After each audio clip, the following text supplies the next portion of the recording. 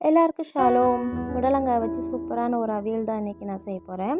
Actually இது வந்து ஒரு பெஸ்ட்டு சைட் டிஷ்ஷாக வந்து இருக்கும்.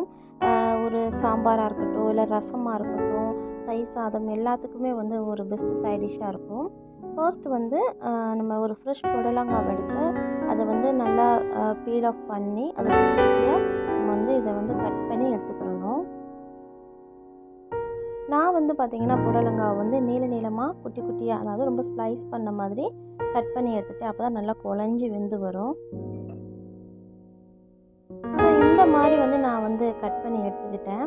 இதை வந்து இப்போ நம்ம வந்து ஒரு பாத்திரத்தில் வந்து ஆட் பண்ணிடலாம். இப்போ வந்து ஒரு தேங்காய் பேஸ்ட் வந்து நம்ம அரைக்கணும். அதுக்கு கொஞ்சம் அதிகமாகவே தேங்காய் எடுத்துக்கிறணும். அதுக்கப்புறமா ஜீரகம், பச்சை மிளகா இதெல்லாம் சேர்த்து வந்து மிக்ஸி ஜாரில் வந்து நம்ம அரைச்சிட்டு வந்துடலாம்.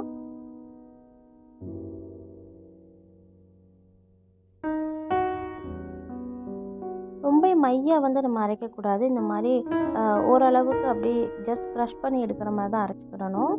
அதை வந்து இப்போ நம்ம கட் பண்ணி வச்சுக்க புடலங்காயை வந்து அந்த பேஸ்ட் வந்து ஆட் பண்ணிக்கலாம். இது கூட மஞ்சள் தூள், அப்புறமா உப்பு இதெல்லாம் சேர்த்து நல்லா மிக்ஸ் பண்ணணும். அந்த புடலங்காவோட எல்லாத்துலேயுமே அந்த தேங்காய் பேஸ்ட் வந்து நல்லா ஸ்ப்ரெட் ஆகணும். அந்த அளவுக்கு நல்லா மிக்ஸ் பண்ணணும். இது கூட கொஞ்சம் கருவேப்பிலை சேர்த்து இதையும் நல்லா நம்ம மிக்ஸ் பண்ணி எடுத்துக்கிடலாம். இதுக்கப்புறம் தான் ஸ்டவ்வே நம்ம ஆன் பண்ண போகிறோம். அதுக்கப்புறம் ஸ்டவ் ஆன் பண்ணிவிட்டு நம்ம அந்த புடலங்காய் வச்சுருந்தோம்லையே அந்த பாத்திரத்தை எடுத்து இப்போ தான் நம்ம ஸ்டவ்வில் வைக்க போகிறோம். ஒரு 5 மினிட்ஸ் ஒன்ஸ் வந்து அந்த புடலங்காய் வந்து நம்ம அப்பப்போ அடிப்பிடிக்காமல் இருக்கிறதுக்காக நம்ம கிண்டி விட்டுட்டே இருக்கணும். அப்போ தான் புடலங்காய் நல்லா ஈவனாக வெந்து நல்லா குழஞ்சி வரும். இந்த டிஷ்ஷில் புடலங்காய் நல்லா குழஞ்சி இருந்தால் தான் கொஞ்சம் நல்லா டேஸ்ட்டாக இருக்கும். நல்லா வெந்து குழஞ்சி வந்ததுக்கப்புறமா இந்த மாதிரி கொஞ்சமாக தயிர் இது வந்து நான் ஆட் பண்ணிக்கோங்க. ஒரு வேளை தயிர் இல்லை அப்படின்னா நீங்கள் தக்காளி பழத்தை வந்து குட்டியாக கட் பண்ணி ஆட் பண்ணிக்கலாம். இப்போ தயிருமே வந்து நல்லா வெந்து குழஞ்சி வரட்டும். அது வந்து ஒரு 5 மினிட்ஸ் ஒரு மூடி போட்டு இதை வேக வச்சு எடுத்துக்கலாம்.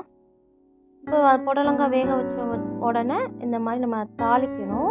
நான் வந்து தேங்காய் எண்ணெயில் தான் அன்றைக்கி தாளித்தேன்.